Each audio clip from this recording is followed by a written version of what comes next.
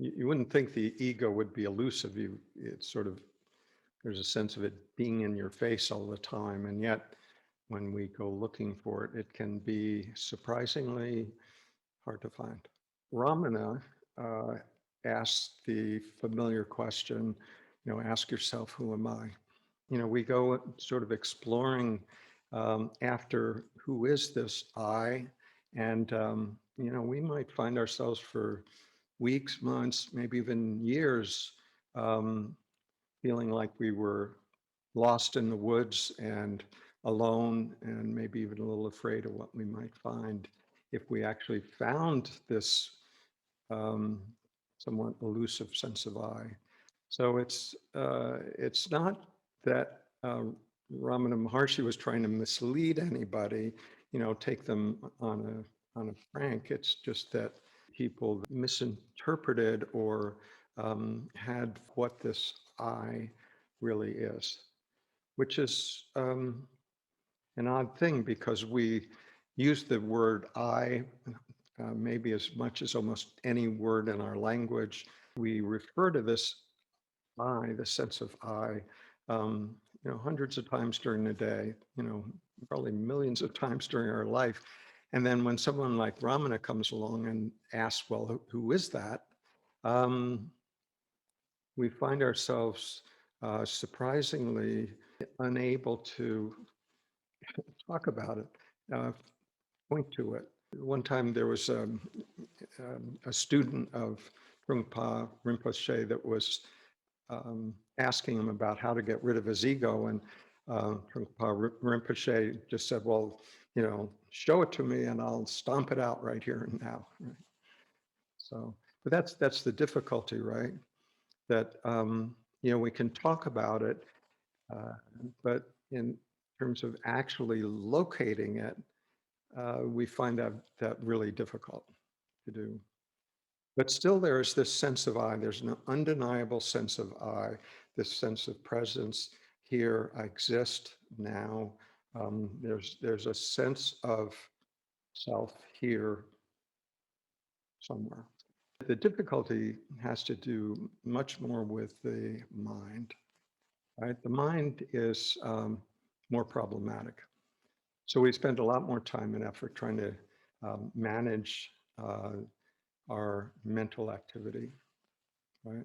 Keep it on the straight and narrow, calm, centered, comfortable. That's the goal. So this command central sort of imagine itself as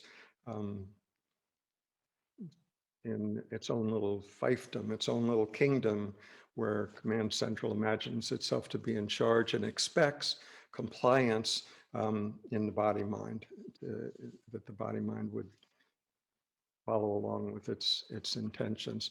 The problem is that there's always sort of rebellions going on, large and small, and where things are uncomfortable, or we think thoughts that we don't really want to think, or we find ourselves acting in ways that don't feel comfortable or don't feel in alignment what we truly believe, or getting into situations where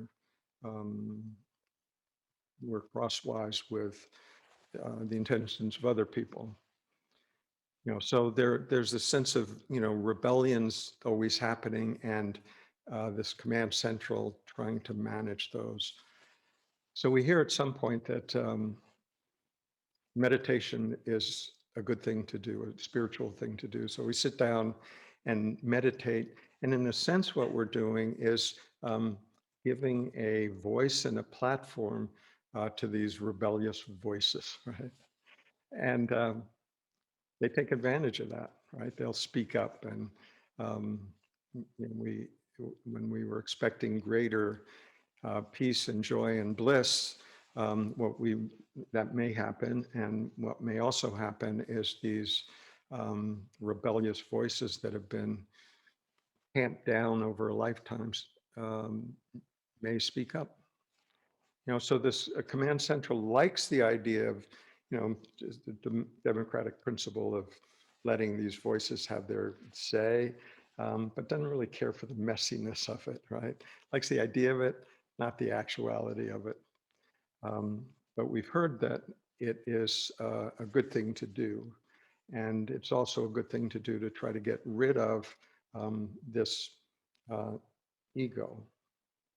We don't quite know what ego means, but we've heard it's a good idea to try to get rid of it. But we have a sense about this ego that sometimes it feels like it's on our side. You know, it stands up for principles, stands its ground, says the right thing. We like that. You know, it functions well. And then other times it feels like it's operating out of sense of limitations. It says the wrong thing. It comes out as inauthentic. Um, and, there's a sense of clumsiness. And so we don't like ego when it shows up like that. So we have sort of this ambivalent um, feeling towards uh, the sense of ego. So the idea of getting rid of it, we're not so sure about that, because there's some things that we like about it, where we've worked on it our whole life to, sort of build up our self-image and, our capabilities, and we feel good about that. Um, so we'd like to hang on to some of it, but, then we hear the spiritual directive that it's not a good thing and we should try to get rid of it. So it's a confusing um, directive about spirituality. Like how would you even go about doing that? I mean, if we can't quite get a handle on what it is, um, and then we're ambivalent about its function, um, how do we even deal with that? How do we go about that? How do we make any sense of that spiritual directive?